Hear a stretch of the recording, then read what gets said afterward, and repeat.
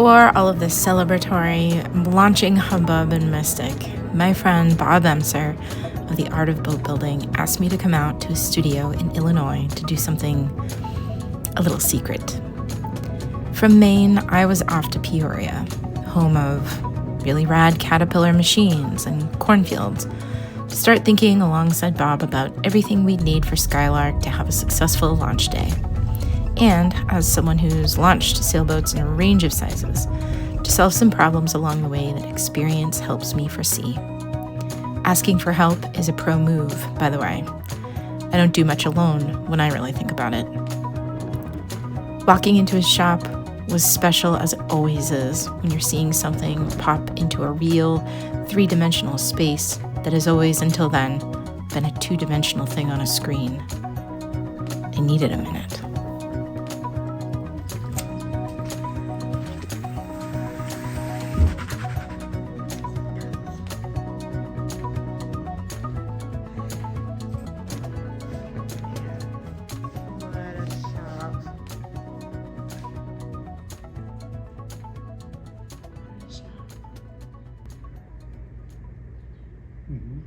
Look at the trailer is so good. Clean as a whistle, of course, because it's never been just came over here. Yeah. Here. Oh, there we go. So there you go. You got it. I mean, that way, when something happens, it doesn't seem so bad. No. Yeah. Because the only thing that's gonna happen is a little scratch or whatever. Yeah. But Well, that's what paint and body and fairing tampons for. well, we were off to work only about an hour after I got off the plane. My winter here was short, only a couple of days, and the goal is to launch Skylark to put her through her paces. At this point, I didn't know if it was going to be possible when I looked around at what still needed to be done. Closer to the launch of a boat, whether built or maintained, to-do lists could be best represented by fractal geometry. Tasks get smaller, but it feels like there's more of them. They seem to multiply as you work. Some are so tiny near the end that it can become overwhelming and annoying that you hadn't accounted for some of the time it takes to get them done. Go easy on yourself. There is such a thing as done enough.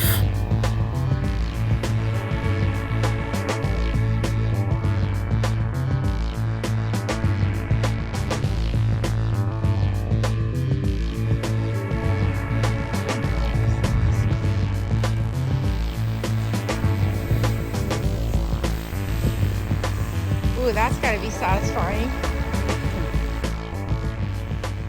Newly planked or freshly painted wooden boats look tight, but paint is porous despite how it looks. Boats are not ready to go straight into the water without a few days or at least 24 hours soak. A very efficient way of doing this with any size boat is to fill the bilge with water. If you have a larger boat with a deeper draft, I'd recommend feeding water behind the ceiling and onto the inboard side of the planks, as well as filling the bilge. If you'd like me to show you my method of doing that in a very controlled way, let me know in the comments. Sprinklers can be used on the exterior, but sending the water to the inboard edges of the planks will get you a tighter result more quickly. From rowboats on outboard, make your launch easier with a proper soak. I wouldn't leave it for a few hours before. Even if water slows down or stops coming out of the boat after the first day, there's likely still some swelling to do that will be revealed just after launch. On land, you cannot simulate the pressure just a couple of feet under the water, and that pressure outside of the boat will challenge the system that is your planking. The planks tightly fitted inboard with their caulking bevels outboard, the cotton caulking, seam compound, and paint, they all work in chorus to keep the inside of the boat dry when she's in the water and to allow for movement in the wood when she's out or when humidity changes during the course of a season. The next day, below the waterline, the seams had evidently tightened up, but Skylark was showing signs that perhaps something other than planking needed investigation. But I advised it wouldn't stop us from launching.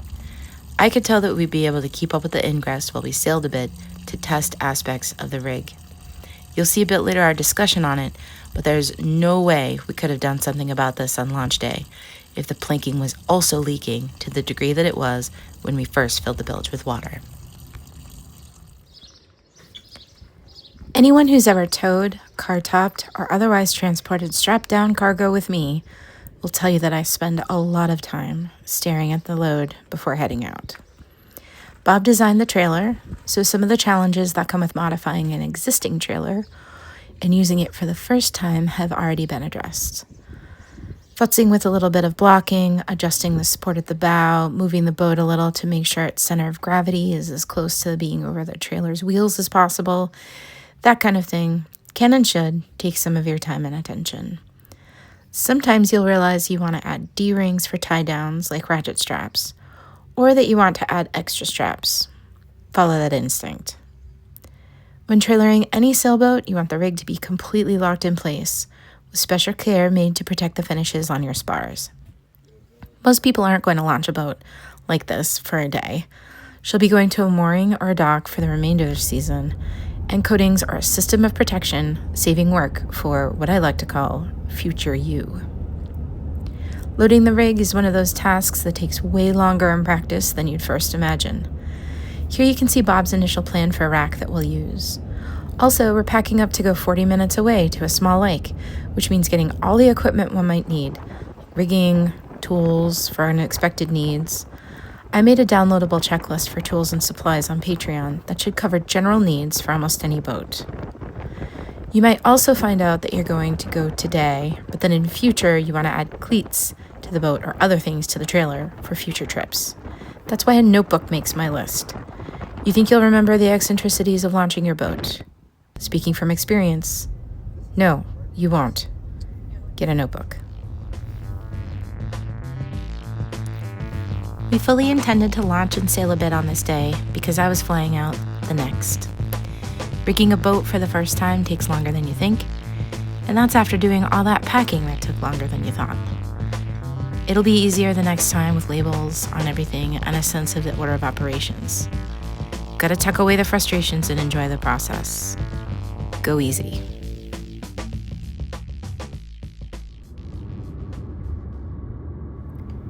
As we drove back from Bob's piece of water through a place so far from the sea, I was furthering a meditation that started while working at Wooden Boat magazine. People get a little precious about torch-bearing when it comes to our traditions.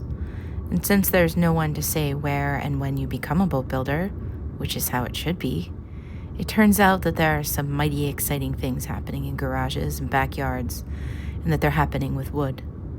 I mean, they have to be built in wood. A good amount of innovation, learning, and chance-taking happens in wood, or in composites relying on wood cores. Always has. Alternatives are just out of reach for most boat builders. Remind me to tell you about the custom fishing boats of North Carolina sometime. Out here and in other places that look like the last place you'd see a boat, there is boat building happening. Bob mentors an online community he calls the Boat Building Academy. Academy being a very specific word choice. By definition, an academy is a place where there's a mentor, but also students, through sharing experiences, mutually grow wisdom in all their various ways. Many home-built projects die, not for lack of excitement or grit, but rather in the darkness of disconnection. By having far-flung collaborators to whom they report that week's challenges or their progress, the members of Bob's Boat Building Academy have a fairer shot at finishing their projects.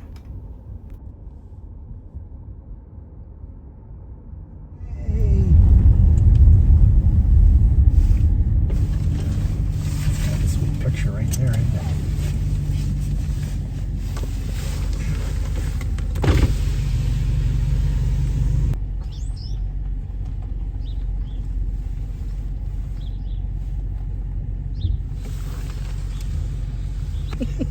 YouTubers have to YouTube. YouTubers gotta YouTube. We can't help ourselves. We just can't. It was so pretty.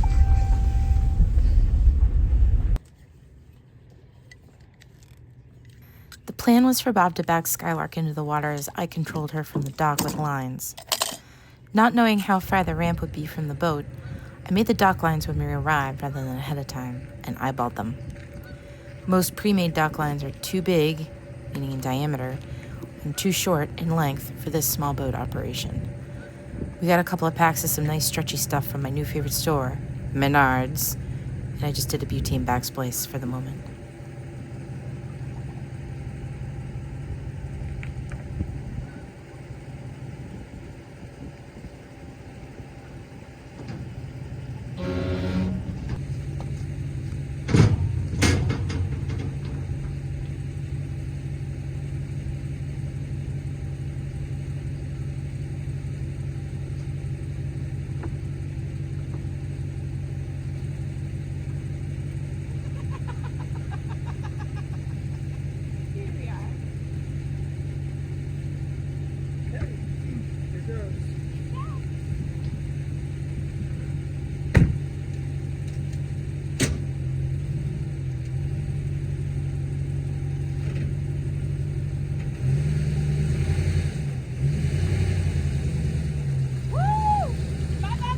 Here's a moment I should have noted better.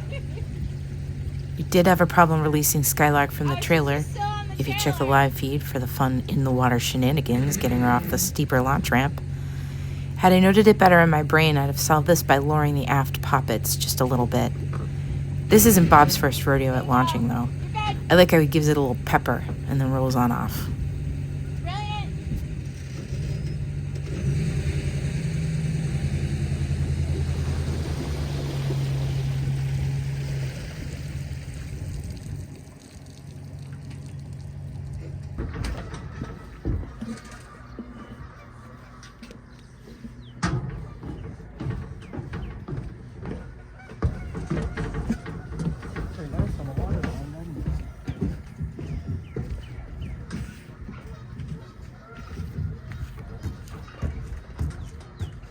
Right.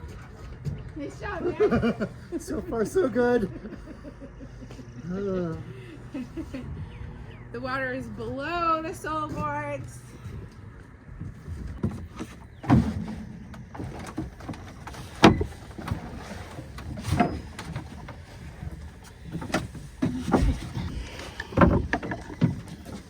I'm so curious here. Oh yeah. Yeah, there's water coming in. Yep, before we take off, we'll do a little pump and we'll check every 15 minutes. First thing is untie all of these, I guess. Yep, silk ties. Take it from the bitter end. Do one of these so it doesn't get wrapped on itself. It's probably far more main sheet than needed, my guess is. Maybe, but we'll figure that out. Yeah. Because it's kind of wild how long you need it and how it sucks when it's short. Centerboard down. Centerboard down.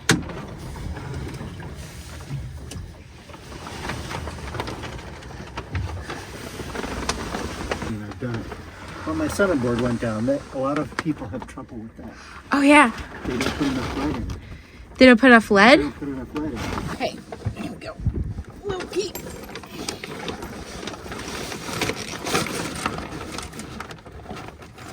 This is really so if I put a stop there, then I don't have to do this. That's exactly right. Okay.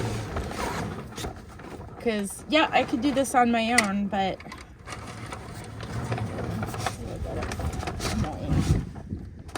Okay. And you're good there, so get ready for the boom crunch. Alright. There she goes. And we'll let that sheet run nice and free so that we're not sailing at the dock. Actually, Oh, I think I could do more throat, no? there's not much here.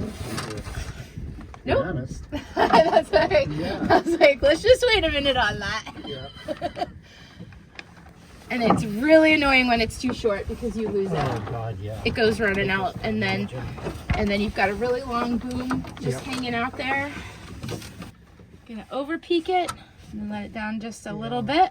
Get a feel for it later. We'll have a look at it when we're sailing and see how she looks.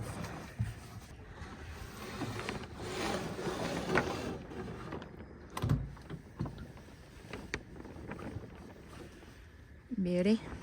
Oh, she wants to go. She wants to go. She really wants to go. She does, doesn't she? This, or being too long is going to be annoying. It'll be a little annoying. We'll find a spot for it. I've got a feeling it can live along the combing on one side. Hatch off and you can lay in there too. Take the hatch off. You know? Mm-hmm. That needs a hose Here, clamp on it. yeah. The sound of my people. I think with one person, I would say I wouldn't go out like that. I think with two people, where one of us could man a bilge pump, it's really not, I'm not worried about it. Like, it's taken a solid, you know, few minutes to come back up to where it was earlier. But, I mean, it's something to mind while we're doing other things. And if it were more wind, I'd be worried. How do you feel? I want to defer to you. I feel like it's manageable. At least to go, I mean, touch off the dock, Go out. feel where things are, make sure you like where things are. Yeah. This is an opportunity. And if I was less experienced, I would say no, right? Because I'd be like, well, I don't know if I can pay attention to all of the things. Yeah, right. Oh, Let's just go out and do a little loop. just a little loop. Yeah. Because it's probably going to slow up. Because it did when it was just filled with water. You know? Yeah. Yeah, we can manage that. Come on now. It is funny how I do look at things a little bit differently than I used to. Just whether something's an emergency, what I can handle. This watering us is not terrible for a day sail. Wonderful.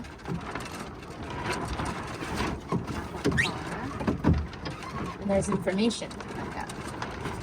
Probably safer and have more fun and go out and test more things. I felt more confident bringing him onto the boat if he comes out and tests what he fixes. And he'll be ready for launch.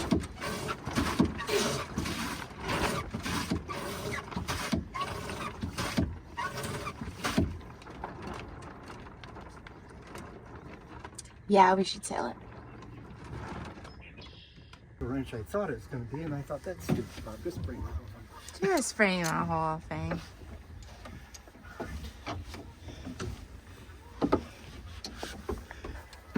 Sure, this is a. Oh, see, good thing I did. Hopefully there's a long way in here. Oh.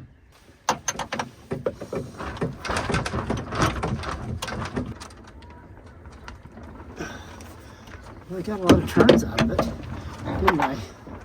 Didn't slow it down though. No, I really think it's something about it coming around.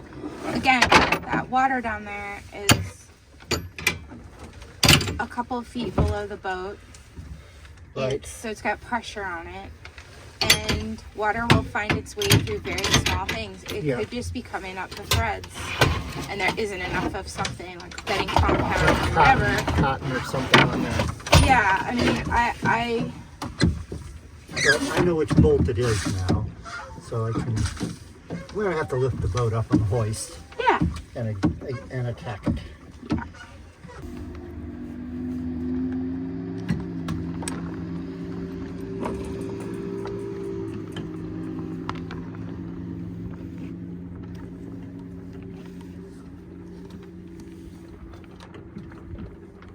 Backwind. So pull the club toward you on that side of the boat.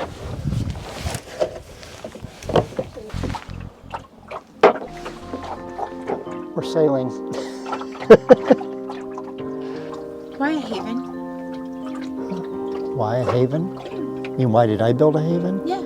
Well, because when I was at the wooden boat school, they flew.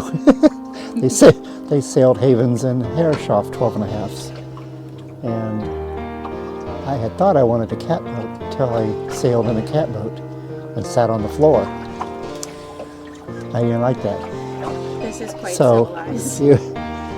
you know, it's not, it wasn't simple, and I was up for a challenge.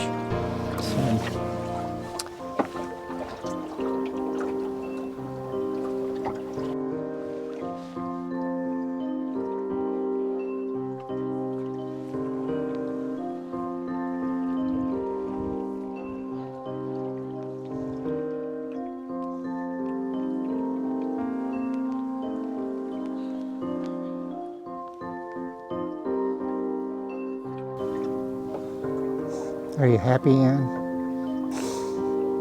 I'm wearing sunglasses so that you can't see me crying. Oh, It's my first sail of the season, and ah, who knew it would be in Illinois? I'm on the Sea of Illinois. it'll, Yeah, it's really something.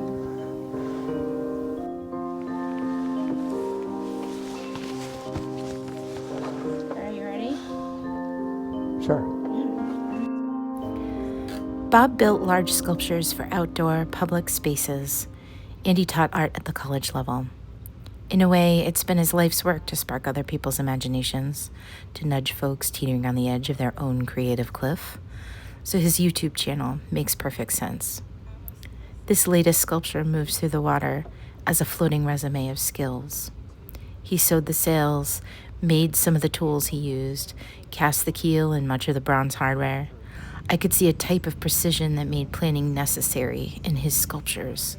Soft shapes and hard materials, and I could see him playing with fabric on frames. Why so many echoes of boat-like shapes? I think they're just beautiful. And I was also interested in their sailboat's close cousin, the airplane, because of the airfoils. So that was part of it. And horizontal sculptures don't work very well. And airplane wings are horizontal. And so I thought, oh, well, I can stand an airplane wing up vertical. And all of a sudden it was like, oh, it's a sailboat. And it is, right? Yeah, exactly. It's what it is. So, Bernoulli, baby. yep.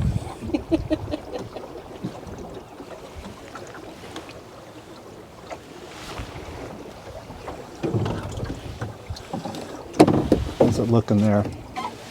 There's plenty of water. We're getting her wet. On purpose.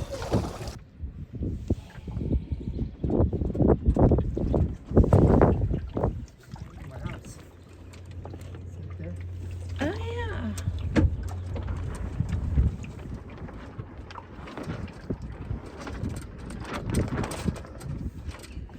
So, you know, it'll take you about, depending on the angle of the wind,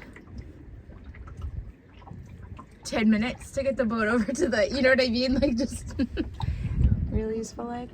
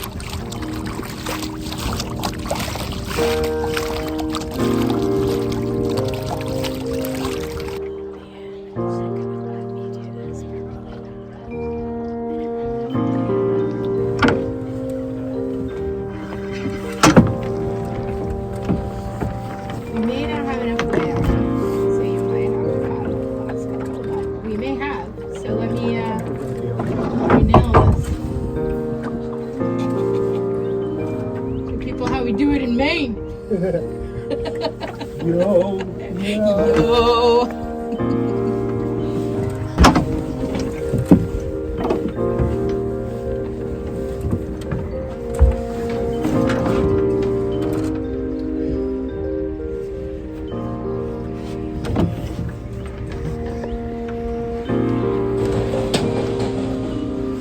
That's how that's done. That's it. That was expertly done there, Ann. You heard it here, folks. Stretch it doesn't bounce back. Well, you know, it was a whopping $12. Bob, good thing we missed the buoy situation. I know, right? We would have gotten A lot of weight. whacked for going too fast. Right. Something like that. Alright, so Yeah, so this line could be 5 feet longer. And this needs a mouse. That's where its problem is. So I need a cleat on the side there. yeah, little guy Right there, yep. I think sail track is the way to go here. Probably even if I put a pad eye in each place and then had like a hank or something like that that snapped on those. But this up here needs to have something. It really wants to be right here. So if I just put a snap shackle there, this is what I gotta make a new one of.